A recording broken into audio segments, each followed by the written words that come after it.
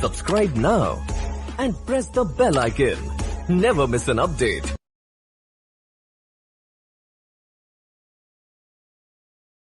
5 seconds. Mr.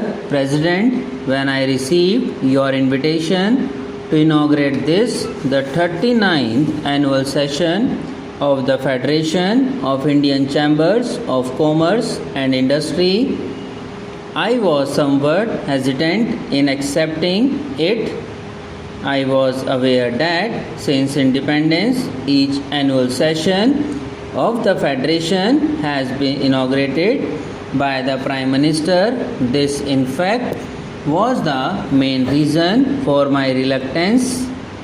These annual meetings are beginning to become almost a ritual, and I am not much of a believer in rituals.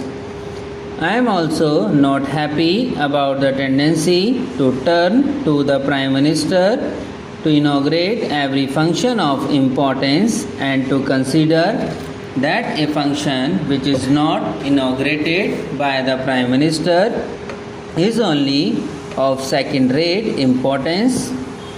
I feel strongly that other cabinet ministers, as also people in public life outside official dome, should perform such functions far more frequently than they are at present doing.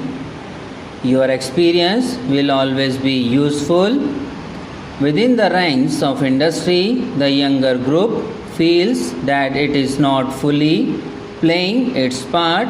I have often spoken of my intention to keep in together some younger generation.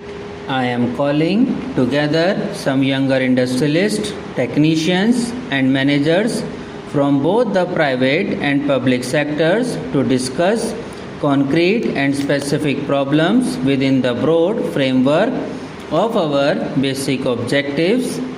I will be a sharing of thought and perhaps evolving of new ideas. Dynamic changes are needed now in attitudes and functions.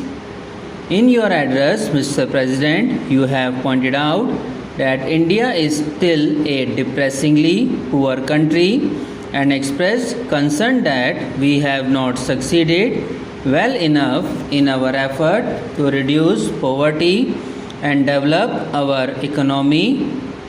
Poverty is indeed the central problem facing us, and it is the way in which we set out to tackle it that we as a nation will be judged. It is a long and arduous battle that we have to wage. It calls for clarity of purpose, for determination, the discipline, the hard work of which we are capable. Slowly and steadily, we shall be building a new and progressive nation in which even the poorest in our country will be able to enjoy a minimum level of living. There will be further employment, more widespread facilities of of education and health, greater opportunities for youth, and less inequalities of income and wealth. After you had shown so clear a recognition of the challenge of our situation, I was a little disappointed, Mr. President, to hear you suggest that we would be well advised to have a smaller 8th plan. After a detailed analysis of all the relevant considerations and a recognition of the limits of the possibilities open to us, one may come to any conclusion about the size, but to suggest and propagate that a smaller plan is desirable for its own sake and that it may even help in our fight against poverty is not convincing. There is no question in my mind that we have to mobilize our resources to the limit of our capacity and use these human and material resources in a coordinated and efficient manner. If we shirk the responsibility and seek to cover it up by phrases, we shall be merely paying lip service to the cause of the common man. It is not with caution and circumspection that we can win the war against poverty, but by our capacity to take risk and to accept burdens and responsibilities. This does not mean that we should not take the greatest possible care in the husbanding of our resources. I am anxious to seek advice on the methods by which we could achieve a higher rate of growth in our economy and ensure better performance in every sector of our activity with lower investment or input of resources in general. I do not deny that our performance in the recent past has fallen short of our expectations.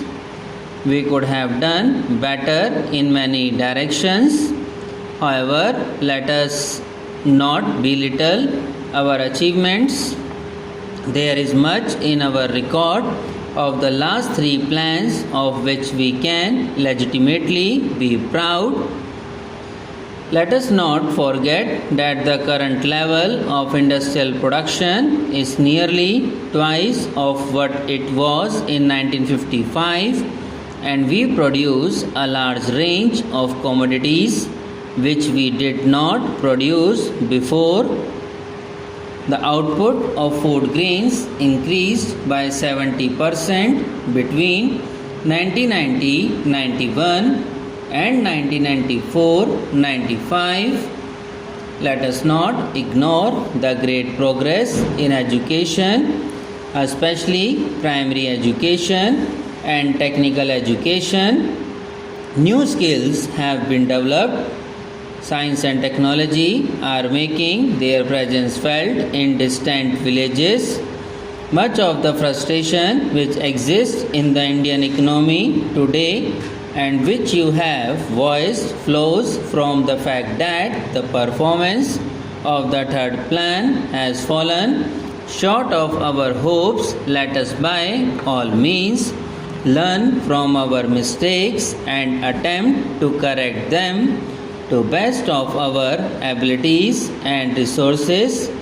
Much of the frustration which exists in the Indian economy today and which you have voiced flows from the fact that the performance of the third plan has fallen short of our hopes.